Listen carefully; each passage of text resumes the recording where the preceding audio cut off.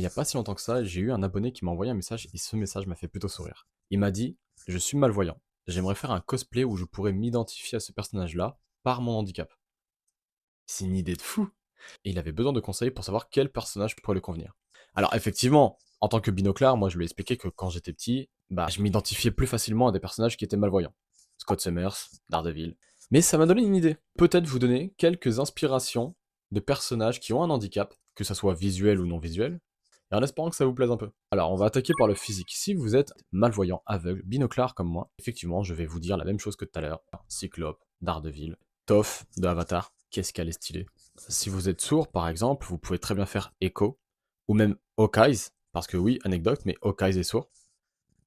Un handicap moteur, vous pouvez très bien faire Barbara Gordon, Professeur X, c'est un peu cliché, mais faire Joe Swanson dans Family Guys, Edward Elric de Full Metal Alchemist, Furiosa de Mad Max. Si vous avez un handicap, on va dire mental ou neurodivergent, je pourrais vous conseiller Robert Dragono. L'acteur lui-même a dit qu'il a essayé de l'incarner, essayant de prétexter un spectre autistique.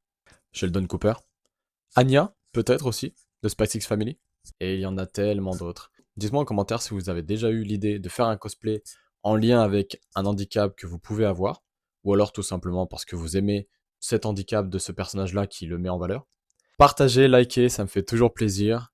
N'hésitez pas à me suivre sur les réseaux. C'était Avoc. Salut.